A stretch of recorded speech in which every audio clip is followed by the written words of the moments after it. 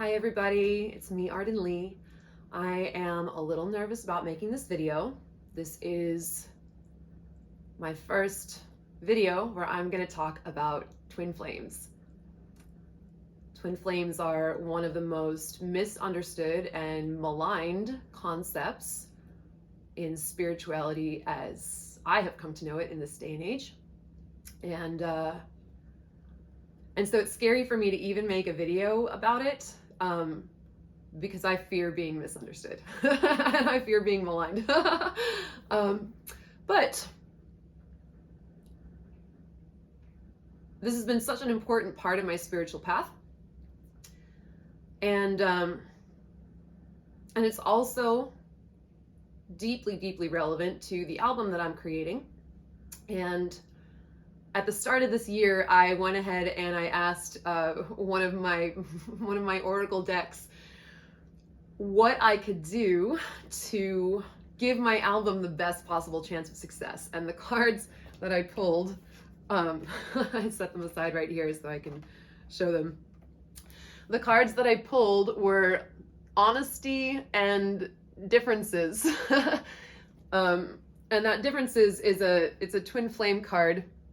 It's come up in other readings about twin flames before. And as you can see, the two cats on this card, one is white and one is black, representing the polarity of the twin flame path. And so essentially, like I was like, what can I do to give my album the best chance of success? And the cards I pulled were literally like, be honest about the twin flame path. So, and it is something that is very important to me, and I do want to clear up the misunderstandings in the field about it. So I was gonna have to do this eventually anyway, and since today is February 22nd, 2022, 2/22/222, what better time, right? So first, what I'm gonna do is I'm going to explain the twin flame path as I understand it, my current understanding of that initiation. And then I'm going to talk about some of the misconceptions and why it's so scary to talk publicly about twin flames or being a twin flame. And then I'm going to explain how it was that I landed at this understanding through consciously embarking on the path myself. So,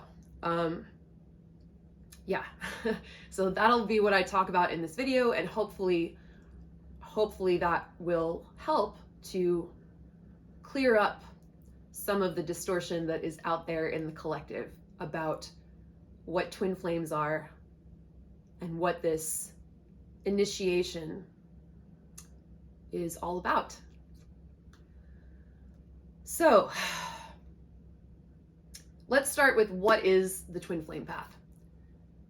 The twin flame path is a specific spiritual initiation by which you meet a person, your twin flame, quote unquote, who acts as your mirror.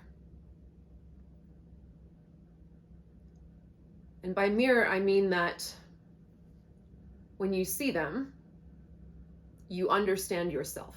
And I don't just mean that as in like, oh, everyone is your mirror, everyone's showing you, with, there's some truth in that, but it also gets weaponized for victim blaming a lot. So that's definitely not what I'm talking about. What I mean specifically is that your twin flame is a person who shares what is known as your energetic signature, right? Your same frequency, wavelength, vibe, right? And those words are so vague. But what I mean when I say that is there's this familiar energy to them. A lot of twins, some of them even resemble each other, right? Like they might have the same style, it's just a similar vibe, right? They have shared values, and they also tend to have the same shared core wounds. And those values and those wounds and their resultant coping mechanisms are expressed in each pair of twin flames oppositionally, right? So, for example, some examples of polarity might be masculine and feminine happens to be a very popular one in New Age spiritual communities, right? For better or for worse. Anxious and avoidant attachment styles, also known as runner and chaser in a lot of New Age twin flame lingo, right? Introversion and extroversion, hyper arousal versus desensitization, right? The way that you respond to your trauma, the way that your body has stored it. Really, you know, even down to how you might cope with those things, in terms of like like let's say two people have a core wound around abandonment, right? And one person might try to control that from the top down by being manipulative, right? Like overtly manipulative. And the other person might try to control that from the bottom up by being manipulative, like as a people pleaser, right? So, so the way that this mirror functions is that when you meet the person who is your twin flame, if you observe them and you understand them, which most people do, because the twin flame connection is typically very intense, and there can be a lot of immediate feelings that come up. And if you're anything like me, you want to understand that, and you especially want to understand that person and what makes them tick, because they become very important to you, almost inexplicably.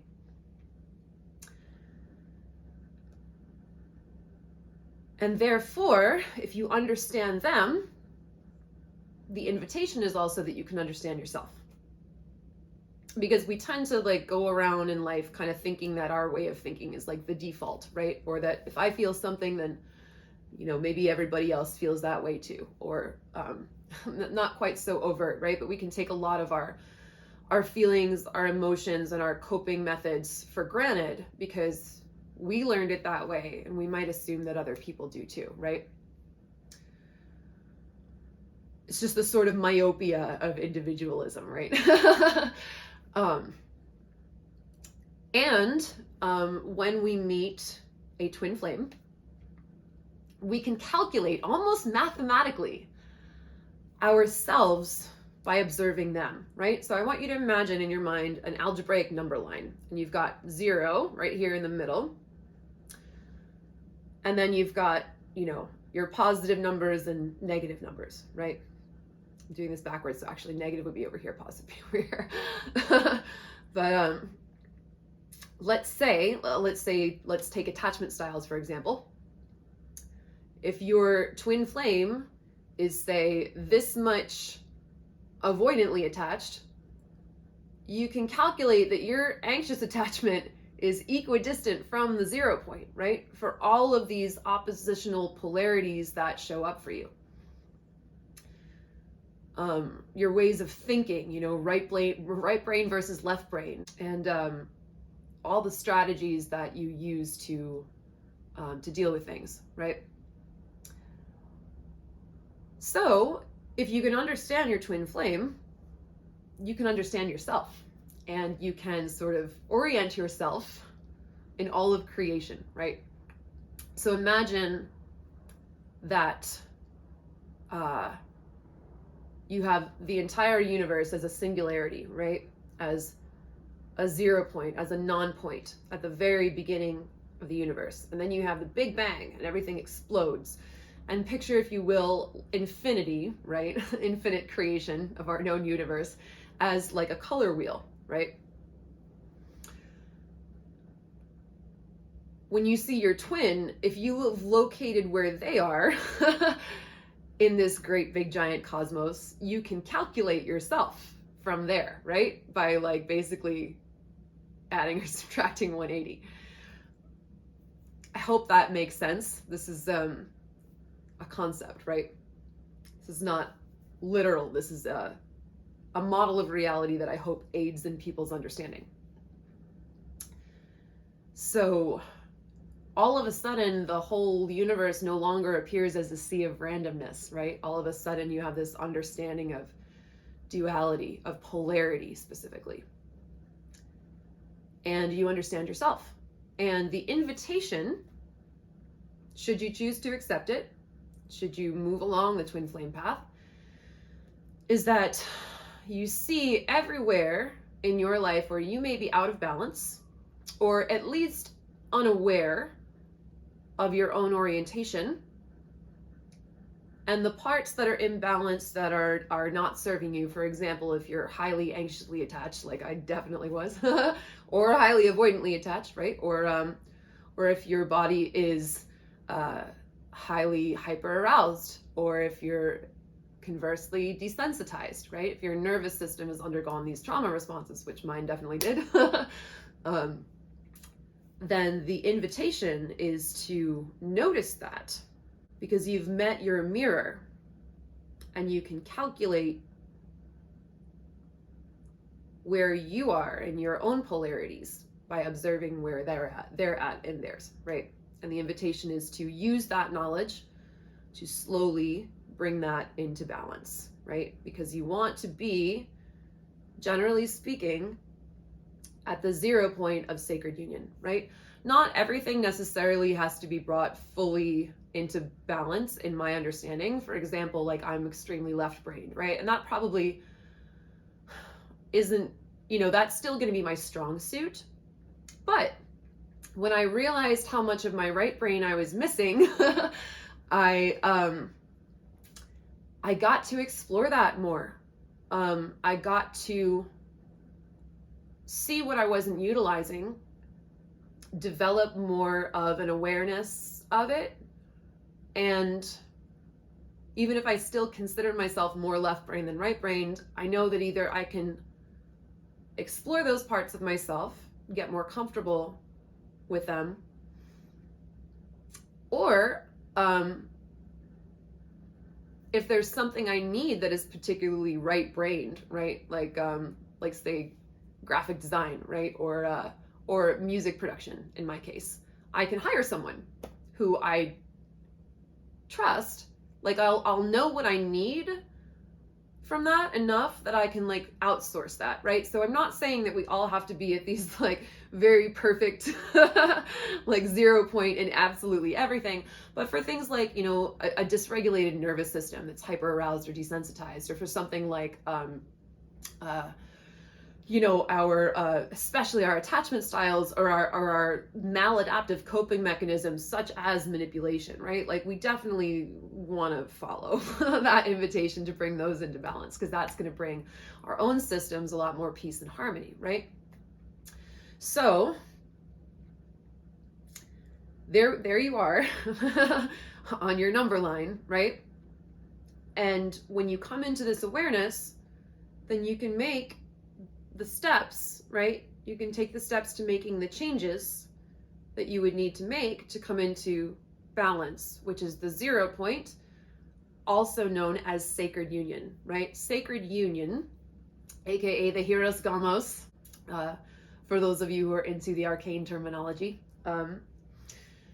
is that sacred union between two fully balanced individuals. And this is why the twin flame dynamic is often represented by the number 1111, right? 11 is the first number that that is both one number and two numbers at the same time, right? If we don't count 0, because 0 is the 0 point, then 11 is the first number that consists of two numbers, right? And they're both 1. So you have 1111, and what that represents is one partner and another partner, both of whom are balanced in their own polarities, right? They're each the 11, they have their own inner balance, and then they can come together and be the 1111, which is a sacred union between two partners who are fully balanced in their own inner union. That's the goal, right? And what tends to happen as you are interacting with your twin flame, right, is you'll come together and then you'll kind of maybe separate again, and because it's very intense and you're going to need to integrate what you learned. So what happens is you come together, and stuff comes up, right? Stuff gets triggered, because if you have a person who is super anxiously attached and this person who is super avoidantly attached, then like, yeah, you're gonna come together, and that is going to be disharmonious, right? If you have two people who are still using strategies to try and control or manipulate the outcome in any way, that is also going to be disharmonious, right? So the twin flame initiation brings up everything that is out of alignment with the vibration of sacred union, aka true love. And when it's brought up, it's brought into your conscious awareness. And once it's brought into your conscious awareness, then you can work on it, right? You can repattern it. you can decide, hey, I don't want to be this imbalanced anymore. I'm going to bring this, I'm going to work on myself, and I'm going to work on creating that inner union within myself, because the closer you get to that, right?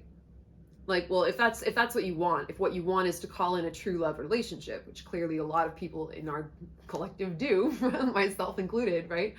Then that's where you need to be at internally with yourself in order to attract that from the outside. And you both need to be balanced, because like attracts like, right? So anything that you note from your twin flame that you wish they would do for you, or you wish they would give you, is an invitation to give that to yourself, right?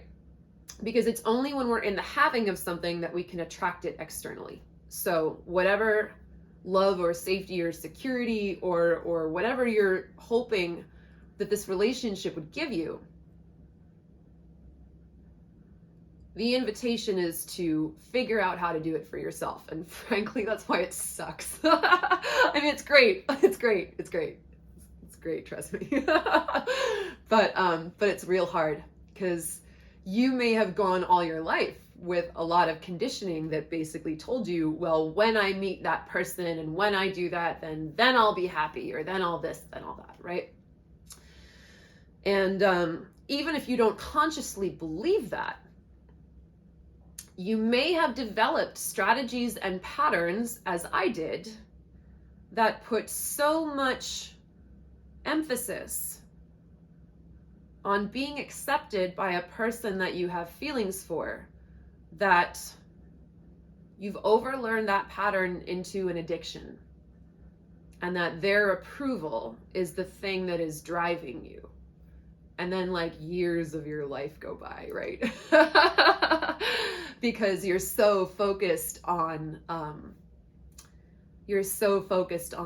romantic fulfillment, but you're seeking that fulfillment by trying to gamify your relationships, by essentially manipulating, right? By people pleasing, or by being controlling if you're on the opposite side of that, right? We are in a very messed up society that doesn't tell us how to behave in relationships. That actually in many ways gives us horrible information about how to behave in relationships, right?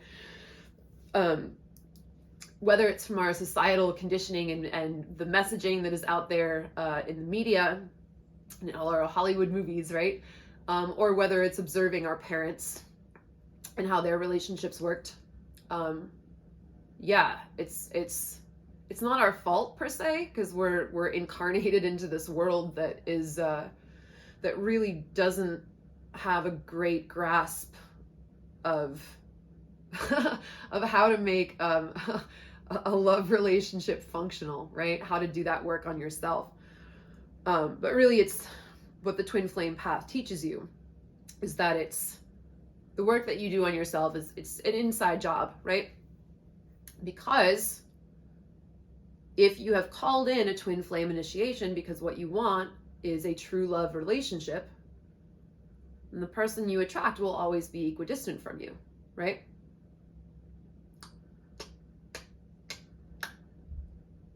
So you get to measure where you're at and bring yourself into balance. And that is how, if you choose to accept this initiation, that is how the twin flame path will take you from being an unconscious, just a person in a messed up world running around, probably in survival mode, given everything that is going on in our society nowadays, and just, jumping from the next fix to the next fix to the next fix, in order to sustain, and not thinking about the big picture, and not doing the inner work that will create the external results that you want, right? Gamifying the relationship, saying, well, what can I do? What's the right text to send? Like, what dress should I wear? And all that stuff. And for me, I had painted myself into such a corner with that I really, at the time, I had some formative partners who encouraged this behavior, who wanted me to be pleasing to them, who would abandon me if I was inconvenient, right? So my body, my system learned, like, okay, I have to always do the thing that is the right answer. I have to always do the thing. If I don't want to be abandoned in relationship, then I need to constantly calculate how I am showing up so that this person doesn't leave me. And that was exhausting, right? So rather than doing that, right, this gamification where you're constantly in reactivity to the person that you have feelings for, you let all of that go and you focus on getting yourself into right alignment, knowing that when you are in right alignment, right, because again, we attract the person via the twin flame initiation, we attract the person who is our mirror.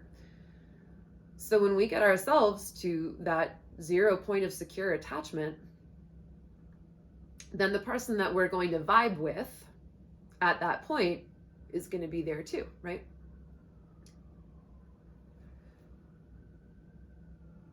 And the place where, so hopefully that's clear, right?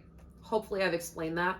Also, if anyone has questions on this, I do encourage you to put that in the comments, and I'll make a twin flame Q&A video later, just in case, like, man, my system is just so, like, I'm going to integrate this whole thing over the past, 6 years now, I think. Has just been such a gargantuan task. So I hope I'm explaining everything clearly. And if I'm not, please do feel free to ask questions in the comments, and I'll make another video addressing them.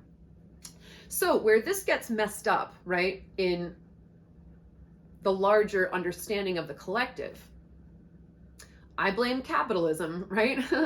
Because the myth that people like to sell to twin flames, or those who identify as twin flames, is that you and your twin flame are soulmates, right? Like the secular idea of soulmates, true love soulmates. And you will absolutely come together in the end. And there's all this, distortion keeping twin flames apart, which is, yes, partly true because we lived in a messed up society, right? But what they sell to people who are looking to achieve this goal is they sell the end goal that as long as you do this work, that you and your twin flame will end up together. And that disregards the free will of the other person. So I came in, like, when I finally, it took me almost a year to finally accept that I was on the twin flame path and that it was a real thing. Because anytime I tried to look it up on the internet, it was just all this really crazy codependent language about, twin flames are destined to be together, and your twin flame is definitely thinking of you, and it's just illusion that you're not actually together, and it really promotes the codependence that a lot of twin flames are starting out with when they're on the path, right? Because when you are a twin flame, you don't want to, like, when you're just starting the path, and I can also say this from experience, right? Although, like, it's so funny to talk about now, But you don't want to hear that this is an initiation that's going to bring you into union and then attract the person that is right for you. No, what you want to hear is that your twin flame, who you're now, like having these intense feelings for and connection with, is definitely going to be with you, And I think if I had started out on the path and, if I had known how much work it was going to be, man, I mean, I like to think I would have done it, but I'm not sure. All I knew was after I met the person who catalyzed this twin flame awakening in me, when they started pulling back and getting distant, I was really ready to just be like, oh, this is just another rejection, men suck, right? Everybody has a poison heart, what's wrong with me? I guess I need to be more attractive or something if they, and every sign, I had started practicing magic by then, but this is really when the rubber hit the road for me, was this initiation. I had started practicing magic, and all of a sudden, just everything, signs, synchronicities, tarot readings, whether ones I did for myself or other people telling me about it, just complete strangers, just, somehow knowing everything about my life, right? And just a million crazy, unmistakable signs and synchronicities everywhere, all telling me like, no, follow this, keep going, lean into this, right? Walk into the dark. Even if you can't see the hand in front of your face, keep going. Stay open-hearted, stay vulnerable, have faith and trust in the process. And you will eventually get there. So I did. So a year after I met this person, I decided to, I finally accepted that the twin flame path was a real thing, because it wouldn't leave me alone. It wouldn't leave me alone. And in particular, I pulled this one tarot reading that literally what it said was, if you remain open-hearted and you stay vulnerable and love without fear and just be with what is, then ultimately you will reach, union. It will be the end of a long separation. It will be emotional fulfillment and happiness, etc. Or if you want to just stay guarded and close your heart off and do the same thing that you've always done and interpret this as a rejection, then it was like death, loss, the end, and inability to see beyond the veil, right? So not only will you ruin your chances at finding true love, but you'll stop believing in magic, and therefore it won't work for you anymore. And so like, I didn't really feel like I had a choice. Like those two options didn't really feel like options to me, right? Like it was very clear. I was like, all right, I guess I'm gonna do this, right? So at that point, I committed and I said, okay, I don't know what this is. I don't know where this is going. And I was kind of terrified. It meant leaving behind all of the ways that I had functioned in my life up until then. And just being in the unknown. And that sounds like, oh, just being in the unknown, right? But it felt real extreme for me. All of a sudden, all the ways that I was living were no longer going to work, right? I was still teaching pickup artistry at the time. I was, my income wasn't sustainable. I wasn't living a life that was in alignment with who I truly was. I was living a life that was in alignment with my conditioning and what my conditioning had told me that I needed to do or be in order to remain safe. So yeah, so you just completely get rid of your safety net if you're ready to do that at that point, right? And again, like what I could tell from what I understood was that, you and your twin come together and trigger each other into more understanding and self-knowledge. And then, you might be apart for a little while you integrate that. And like every time you come back, it removes another layer and another layer, right? So you're stripping off of these layers of conditioning, like you're, a rocket in a 10-minute Bjork song, right? Like a rocket stripped off layer by layer, I think is her lyric. And and the idea is that you do it and then you reach the 0 point, right? Eventually you get into alignment with yourself and you will attract your twin flame union, right? Your sacred union, true love relationship. And again, what the twin flame schools of thought out there often tell people is that you'll be with your twin flame, right? Which is not exactly a lie, but it's very misleading, because they make you believe that it's about the person that you've met, right? And yet at the same time, they're like, well, this path is about cultivating unconditional love, right? This path is about allowing them, and it just didn't make sense to me, because I was like, well, how can you possibly, if you have a twin flame, right? If they're your one person who's like your true love and you're meant to be with them and it's all predestined and you've met at this moment and you're going to do this work each together but separately and you're going to come together. It really just did not feel loving to me to project this narrative onto this person who absolutely in no way had agreed to this, right? And it sounded nuts, quite frankly, right?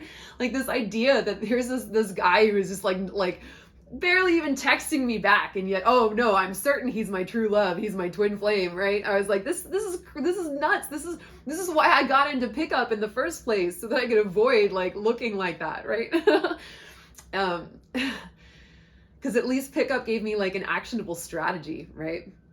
Whereas this was just like, no, they're definitely thinking of you. They're totally yours, right? It's destiny. You're meant to be together. And I was just like, this feels, yikes, right? This feels like psychologically violent, which it is if you interpret it in that way. But what they don't tell you, because again, I blame capitalism, because these people are typically selling programs or courses or downloads or coaching to codependent people. And what will get a codependent person to spend money more than promising them a relationship with the person that they have a crush on, right? So unfortunately, the integrity of the spiritual initiation process, the mechanics of that as they exist, as I understand them, get corrupted and distorted by, people who are coming into the field and wanting to make money off of these teachings. There's nothing wrong with making money, but I started out this video by saying exactly what it is, because I don't ever want to be in any way associated with the idea that the twin flame path means imposing a narrative on another person that they have not agreed to, right? Instead, what happens is that as you move, as you change, if you are moving toward the 0 point of secure union, and this other person has their free will, right? And they can either do the work or not. They can do the work at the same pace as you or not at the same pace as you, right? There's just this mirrored vibration and the free will that each party has to do on the work on themselves in order to bring themselves into balance. And people might not do that work at the same rate. They might not choose to do it at all. And so your twin flame is not tied The concept of your twin flame is not tied to one individual person. That is the big teaching that I finally understood. And I'll talk about how I came to this understanding, right? But basically, it's the only way that the math checks out. It is the only way that you can come into the vibration of unconditional love, which is a necessary, a critical component of the twin flame path, right? And unconditional love, as I understand it, just means non-attachment, that you're going to let people do whatever they're going to do. And if that person wants to be with you, and if that person wants to do the work to be with you, then they will do it. And if they don't, then the most loving thing to do is to just let them be, right? Which is hard when you've had this very intense connection and you feel this extraordinary love for a person. And you want happiness with them and you want happiness for them too. And you get invested in their healing, right? But basically what the twin flame path says, and this is why it works, is like, well, whatever they're not doing, the only thing that you can do is to work on yourself and bring yourself into greater alignment so that the power of that connection may have an influence on them and help bring them along, right? Twin flames are sometimes described as being kind of like there's cords between them, right? Like you have a cord form when you have a twin flame meeting, right? Because the intention is the connection can be so intense, right? And as you're like, say, raising your vibration, right? Raising your vibration. As you're coming into greater and greater alignment, both of you will kind of do this and sort of encourage one another. Not necessarily verbally, although maybe, but mostly just by like the ways that you're being, right? The ways that your energy is affecting one another when you do come together. And yeah, in my experience, that was true. But because of free will, nobody is obligated to do their growth work at the same pace, and nobody's even obligated to grow in the same direction, right? So it's possible that you might be doing your growth work and maybe your twin flame is not, right? Or is growing in a different direction or doing whatever. But at some point you're no longer mirrors of one another, right? If we look at our algebraic number line again and we say like out here is like, -6 and +6, and you do your work to move yourself to a -3, right? And they're still over here at a 6, then you're not connecting. You are not equidistant, and there is no longer the mathematical balance to your connection. So, at that point, you're ready for a different twin flame, right?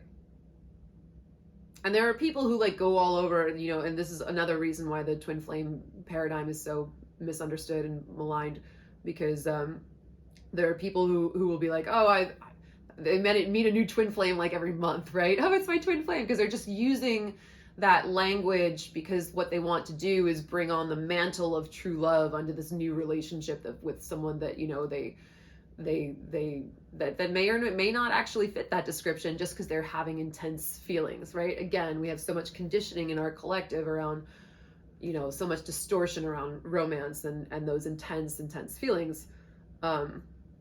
So I want to be cautious when I say we can have more than one twin flame, because in order to call in another one, we really have to do some significant work on ourselves and be in a very different place than we were before, right? If we're just going through people, that's not the twin flame path, right? But if we do significant work on ourselves and we do reach a new level, then yeah, our mathematical match will be a different person, right? It's math.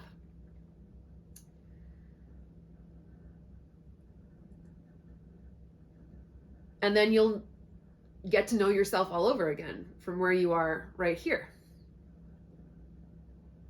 And then maybe you'll grow together, and then again, maybe you won't, right? But as long as you keep doing your own work to bring yourself into balance, then when you get into balance, then, you know, the person you attract will also be in balance. And that's when there will be an end to the running and chasing, to the anxious and avoidant attachment, right? To all the manipulative coping strategies that folks might use to try and get love.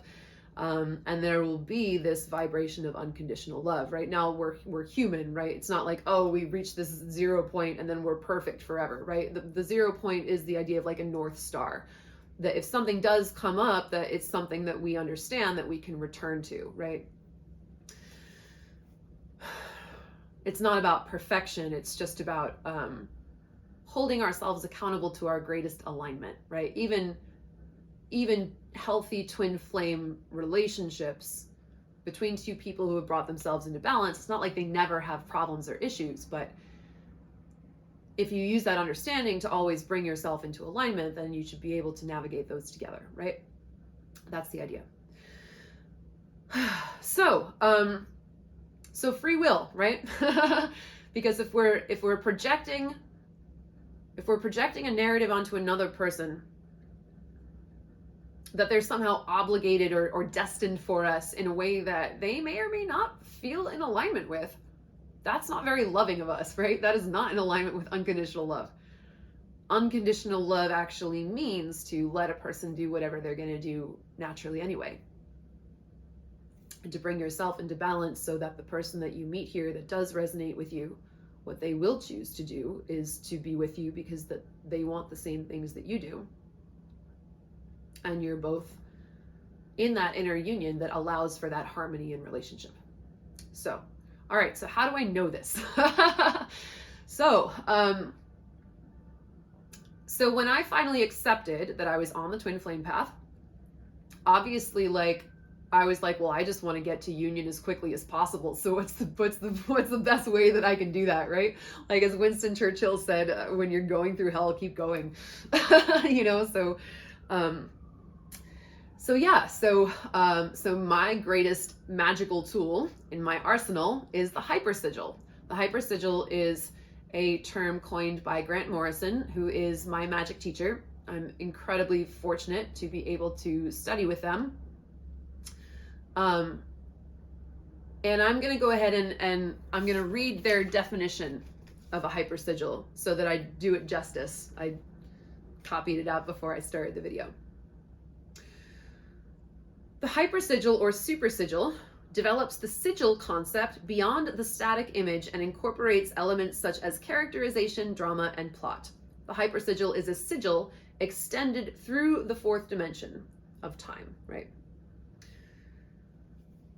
My own comic book series, The Invisibles, was a 6-year-long sigil in the form of an occult adventure story, which consumed and recreated my life during the period of its composition and execution. The hypersigil is an immensely powerful and sometimes dangerous method for actually altering reality in accordance with intent. Results can be remarkable and shocking. Yeah. So here's what I did. I said, all right, I'm going to write an album. And this album is going to track my journey through the twin flame path. And when it's done, I will be in inner union, right? And I saw, and I chose this, you guys, because my previous EP with my solo project, Arden and the Wolves, it was called Who Can You Trust? And it was a 5-song EP that was a hypersigil dedicated toward my trauma healing, right? Releasing all the grief and the imprints around my trauma, right? Moving away from those harmful dynamics and cycles where I was just being hurt all the time. And I wrote these 5 songs, and man, it worked. It not only did it work, you guys, but it was so surreal. I don't credit myself for this. I'm not going to take credit for this happening, but I finished writing that album. I finished the writing of it in July 2017. And as we all hopefully remember, like what happened in what happened in fall of 2017 was the Me Too movement crested into the mainstream, right? The Me Too hashtag was created years before by Tarana Burke, but it was fall of 2017, right around October, where it became a big mainstream movement that was all about trauma healing, right? Especially, healing the collective patterns of sexual assault that happen to, a lot of women, right? Also men, and non-men, non-binary folks. But primarily we're looking at, sexual assault of the feminine, right? And, yeah, like I said, I don't take credit for that just because I made a 5-song album, right? that would be pretty ridiculous. But you have to understand, like, from the internal viewpoint of like being a magician, when you do that and then you see that, and then you see that in your external reality, it is pretty vertiginous. I will say that much.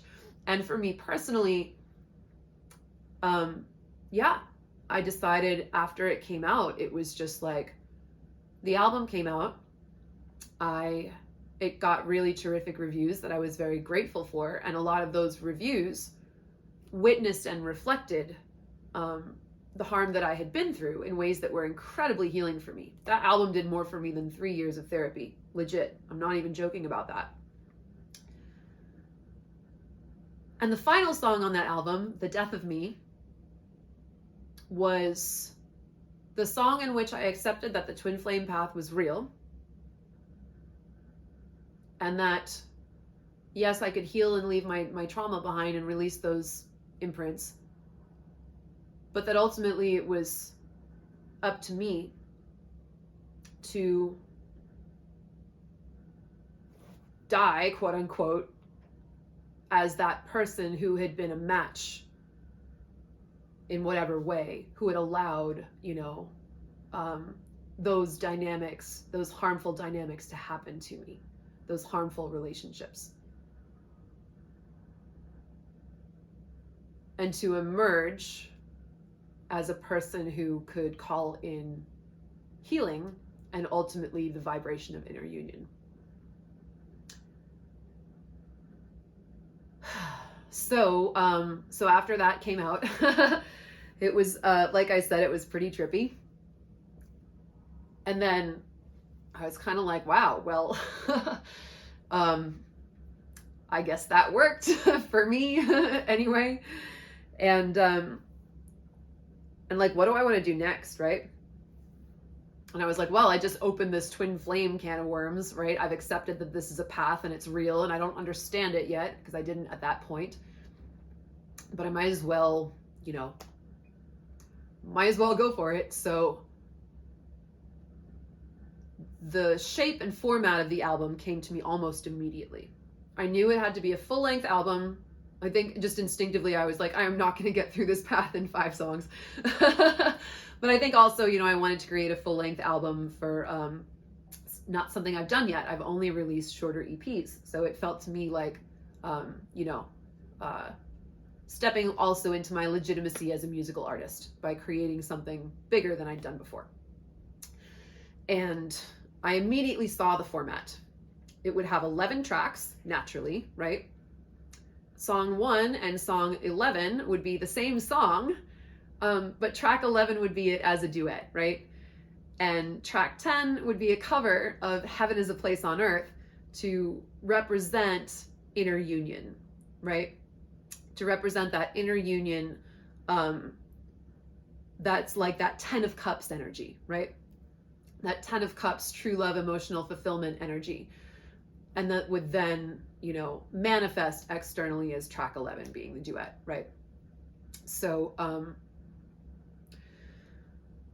and then tracks 2 through 9 would be a complete mystery to me until, I got to the point of writing each of them. That would be the hero's journey, right?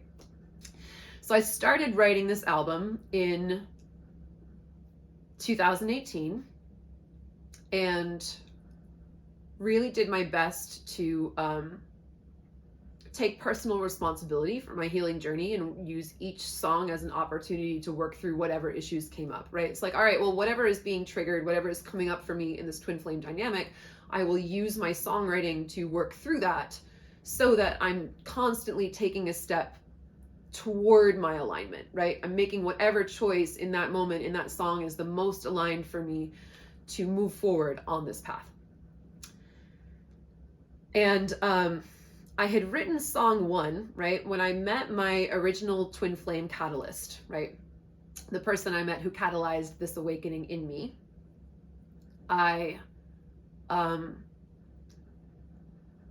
It was at a party called Cloak and Dagger, and it was on the night of an eclipse, right? And which in itself was just a huge sign. I didn't even know what a twin flame was at that moment. It was months later. It was like a month and a half later when I would finally learn what that was. But yeah, it was the eclipse of March 8th, 2016 at a party called Cloak and Dagger. There was a Tuesday night party in Hollywood.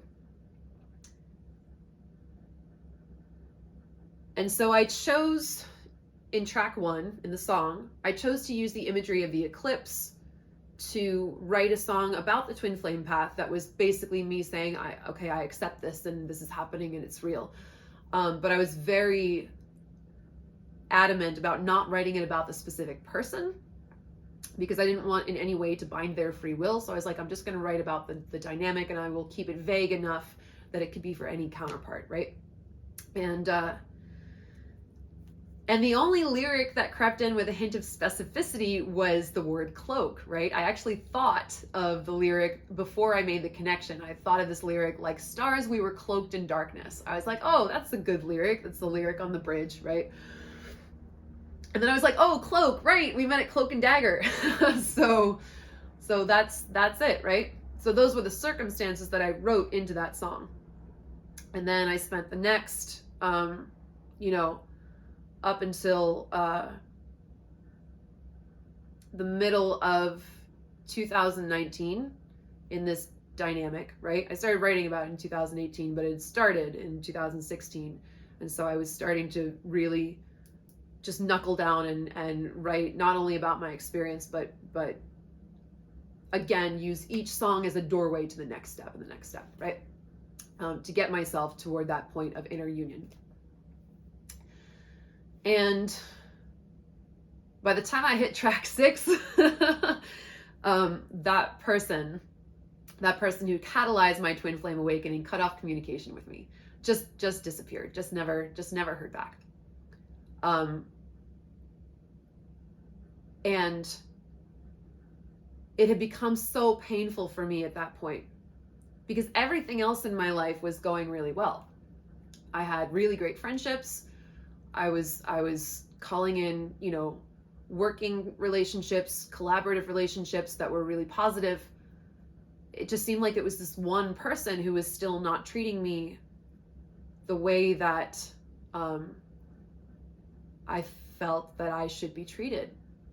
Who was not treating me with like basic kindness and respect, not communicating with me. Like if there was anything that I did that they wanted me to adjust, I would have done that if they had made a request or stated a boundary. But they didn't. They just, they just disappeared. And at that point, I was just like, oh God, I just can't do this anymore. So I wrote track 6 as a way of saying goodbye to them. And I had no idea. I was like, what is even going to happen, right? Like, what is he like? Where is this album even going now, right? Like, how is this? How am I going to wrap this up, And then 4 days after I wrote track 6, 4 days after I wrote that song saying goodbye, I met someone. I met them online. And there was this immediate, just really super intense connection. And they lived overseas, but like within the first 5 minutes of our messaging one another, we made plans to see each other in person, to do a creative project together. And So we started corresponding about that and making the details work. And then meanwhile, like, I'm starting to see all these crazy signs and synchronicities show up everywhere. And I'm like, no, this is too weird. Like, what's going on? Like, this can't be a twin flame. What, can your twin flame just be anybody? You know, I thought I was supposed to do the work and the person was then, I don't know, something would happen or whatever, right? I didn't know how it worked at that point. And I start seeing all of these, I also start seeing like all these messages in the collective about, oh, well, your twin flame is not limited to one person. You know, I really credit Diane Bitan of IamThePortal.com for some of her posts on twin flames, basically saying that, you know, the ego wants to try and control this energy by naming it and assigning it to a specific individual, but this is actually one of the largest blocks or obstacles on the path. The key is to keep yourself moving toward union and have a sort of looseness, you know, like a non-attachment about who that person is going to be who shows up, which is like the last thing that you want to do when you're in codependent patterning, because you just assume, you're like, no, you're like, whoever this amazing person I'm going to meet down the road is not nearly as amazing as this person that, you know, I currently have feelings for, right? Because we're stuck in that density of that energy, that dopamine addiction, right? To their approval, in my case anyway.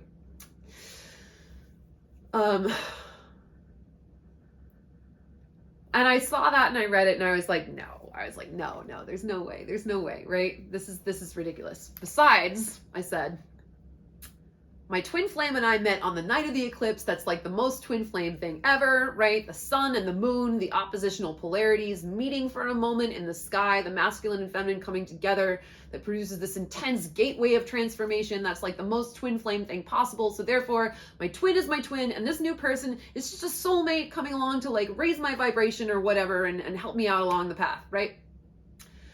And then I was like, wait a minute, eclipse season is actually coming up again soon. So I reached for my phone and I was like, I swear you guys, I was like, I don't want to look, right? Because he had sent me his flight information. And I checked the dates of the eclipse and I checked his flight information. And his flight landed at the airport where I would be picking him up at exactly 11:59 p.m. on July 16th, 2019, the night of the eclipse. And I was, at that point, I was like, okay. And not only was it the night of the eclipse, but it was a Tuesday.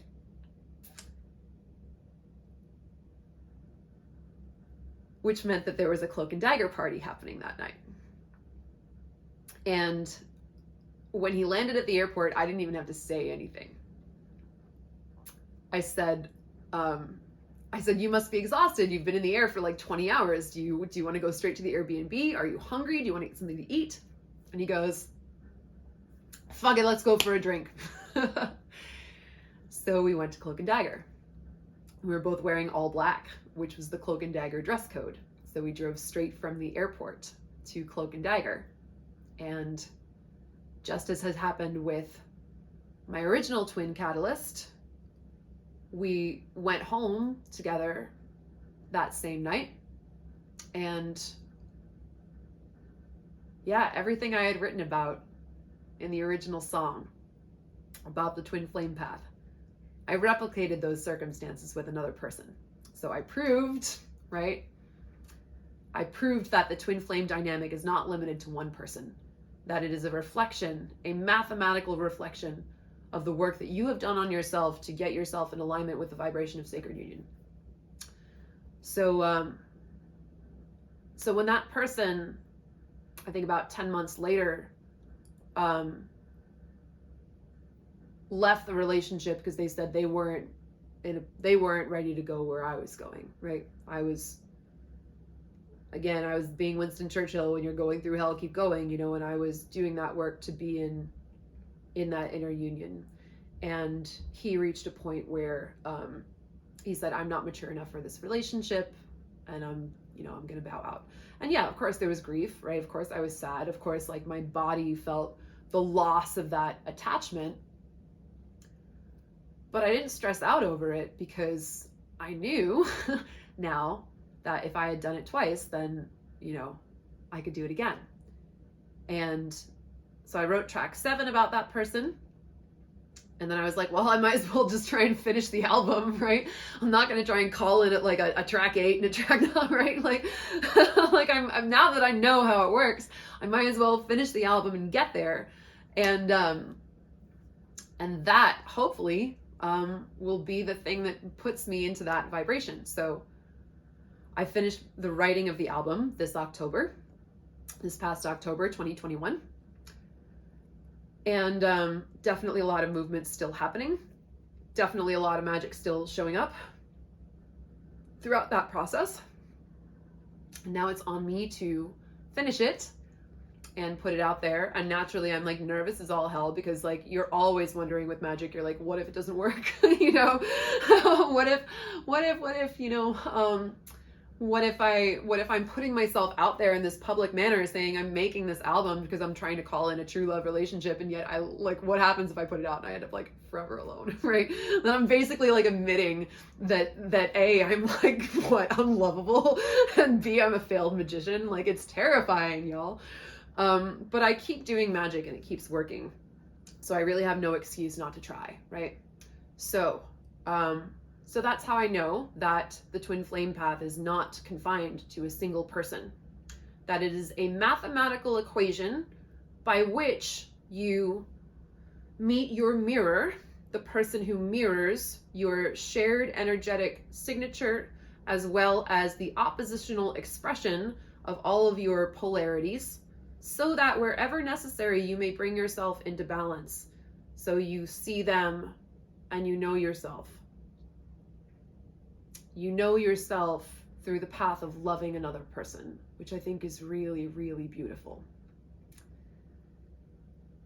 It's a lot of hard work for all of its, you know, supposed romance. The twin flame path is probably the loneliest thing you will ever do. Was for me. Because you have to give yourself everything that you've always wanted from someone else. Because it's only when you're in the having of all of that that you can also attract it from without, right? Turning scarcity into abundance. And yeah, lots of crazy magic that happened along the way with that, for sure. So that's what I got about twin flames. And yeah, I'm looking forward to wrapping up the album. Looking forward to finding it a good home, hopefully with a label that will best support its transmission into the collective. And I'm looking forward to hopefully rewriting some of these templates about twin flames so that I don't have to come on here and feel like I'm you know, people are gonna judge me just for having a video about twin flames, right? Yeah. Oh, I remember one other thing I wanted to say about it.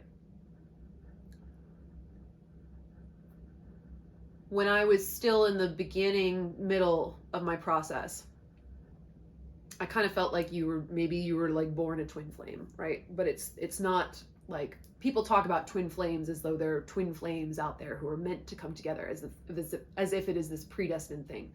But what I realized a couple of years into the path was that this was actually the result of a spell that I had cast. In April 2015, I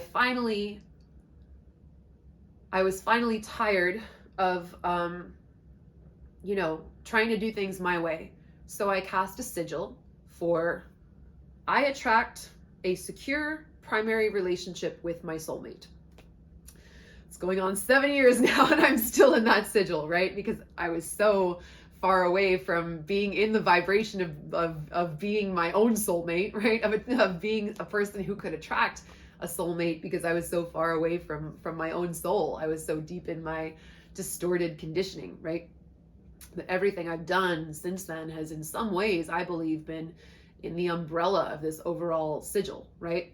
So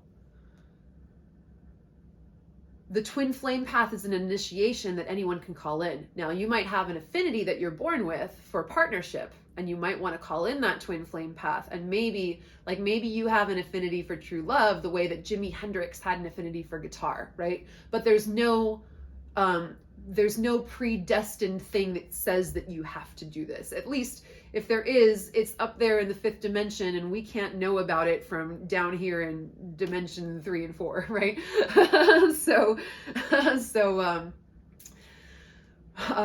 Yeah.